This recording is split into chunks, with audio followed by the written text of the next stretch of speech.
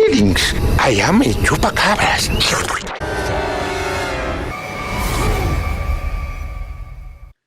हर कोई एक अच्छे राक्षस की कहानी पसंद करता है।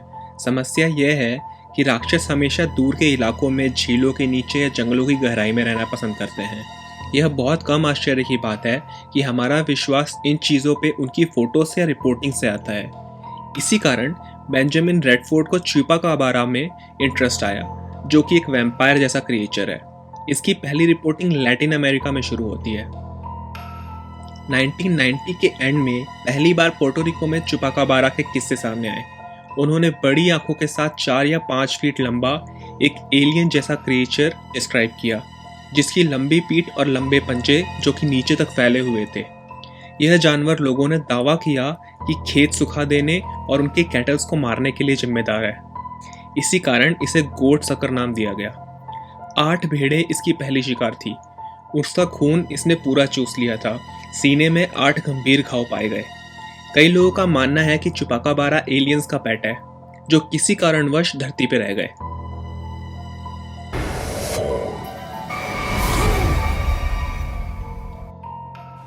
पंद्रह नवंबर 1966 को 2 कपल्स ने पुलिस को बताया कि उन्होंने एक बड़े भूरे रंग के जानवर को देखा, जिसकी आंखें चमकदार लाल थी।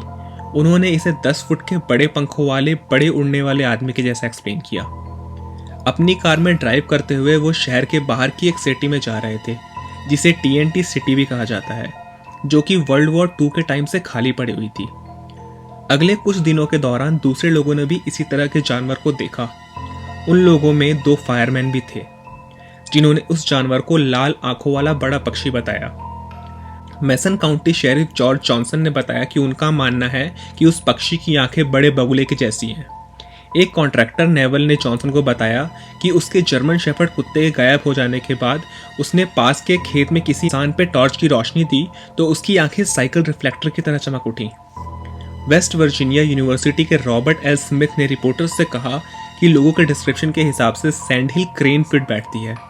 ये एक बड़ी अमेरिकन क्रेन लगभग 7 फुट पंख वाले एक इंसान के जैसे दिखती है, और हो सकता है कि वो क्रेन अपने ओरिजिनल रूट से भटक गई हो।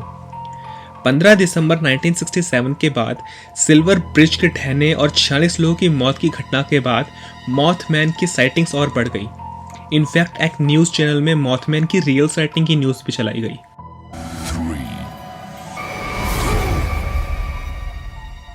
वेंडिगो नोवा स्कोशिया कनाडा के पूर्वी तट जंगलों और अमेरिका के उत्तरी जंगलों में स्थित एक पौराणिक जीव या दुष्ट आत्मा है।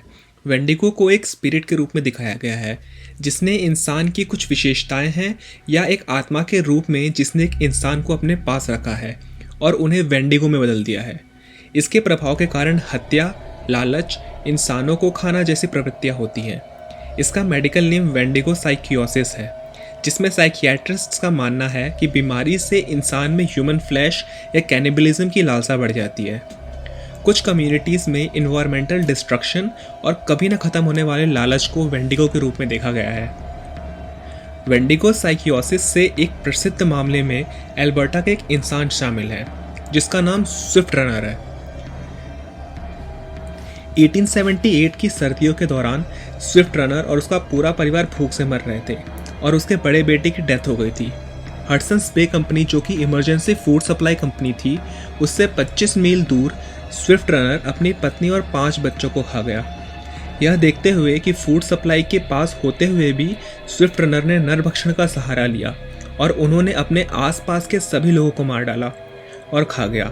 इससे यह पता चलता है कि स्विफ्ट रनर भूखमरी से बचने के लिए एक अंतिम उपाय के रूप में शुद्ध नरभक्षण का मामला नहीं था, बल्कि एक वेंडिगो का मामला था। 12 सितंबर 1952 को शाम 7:15 पे 2 भाइयों एडवर्ड और फ्रेड और उनके दोस्त टॉमी हियर ने कहा कि उन्होंने एक ब्राइट चीज़ को आसमान में उड़ते हुए एक लोकल फार्मर बेली फिशर की प्रॉपर्टी पर लैंड होते देखा। जब वो लड़के अपने घर गए तो वहाँ उन्होंने अपनी माँ को ये कहानी बताई। उनकी माँ तीनों लड़कों के साथ लेमन फिशर के फार्म पर गए।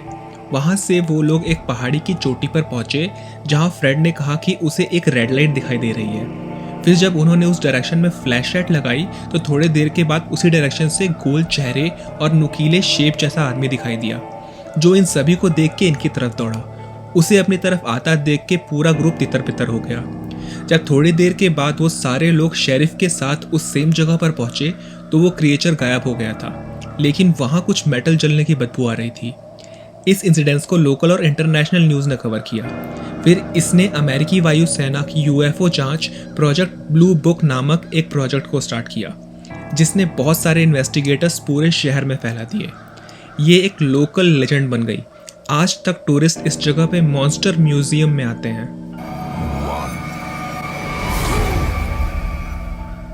एक 7 साल के बच्चे विलियम बिल ने दावा किया कि 21 अप्रैल 1977 को उसने एक बड़ी आंखों वाले क्रीचर को फार्म स्ट्रीट पर एक टूटी हुई पत्थर की दीवार के ऊपर आंखें चमकाते हुए देखा। 15 साल के जॉन बैक्स्टर ने उसी शाम मिलर हिल रोड पर एक सिमिलर क्रीचर को देखकर पुलिस को कॉल किया। एक और 15 साल के एबी अब्राहम ने दावा किया कि उसने उसी क्रीचर को अगली रात स्प्रिंगडेल एवेन्यू में देखा था। उन तीनों लड़कों के बताए अनुसार उस क्रीचर की स्केच बनवाई गई। बिल ने अपने स्केच पर लिखा, मैं बिल बाइबल्स की शपथ लेता हूं कि मैंने इस क्रीचर को देखा है। उसने अपने स्केच में बताया कि उस क्रीचर का शरीर और उसका सर दोनों एक समान थे। उसके पतले लंबे हाथ और पतले लंबे पैर थे। जॉन ने बताया कि उसे वुड्स में कुछ छोटे बच्चे जैसा दिखाई दिया, इसलिए उसने उसका पीछा किया, लेकिन थोड़ी दूर जाकर वो बच्चा जॉन की तरफ देखने लगा। तब जॉन को कुछ सही नहीं लगा और उसने सोचा कि अब यहाँ से चले जाना चाहिए और वो वहाँ से चला गया।